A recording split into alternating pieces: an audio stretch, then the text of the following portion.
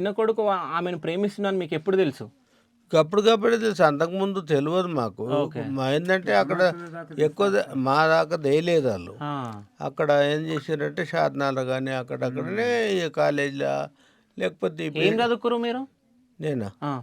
నేను ఆ open university degree చదివిన. డిగ్రీ వరకు చదివిరా మీరు? డిగ్రీ చదివినా నేను జాబ్ హోల్డరు. ఓకే. ఏం జాబు? డైరీ డెవలప్మెంట్ పాల కేంద్రం విజయ్ డైరీలో నేను సూపర్వైజర్గా పనిచేసిన. ఓకే. ఇంకోటి ఏంది, ఎంపీకి కూడా కాంటాక్ట్ చేసిన నేను 96లో. ఆహా! ఓకే. జగన్నాథము 16 మంది పోటీ, మల్లు అనంతరావు, అదెవరు మల్లు రాబా ఎంపీ. ఆ! మల్లు పైన.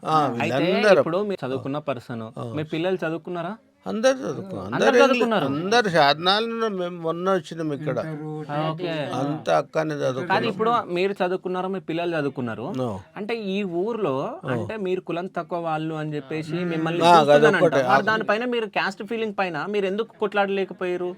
మేము ఎక్కువ శాతం సాధనాలు ఉన్నాం. మేము ఇక్కడ లేము. ఊరు సంగతుల్లో ఎక్కువ మాకు తెలివయి. ఉమ్, మా పిల్లలకు ఆ ఊళ్ళు ఎవడు ఎట్లుండో తెలియదు.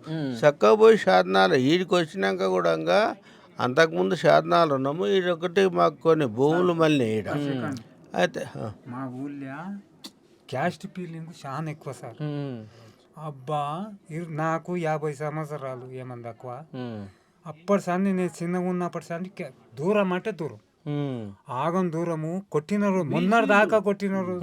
బీసీలకు అంత పిచ్చేందుకు.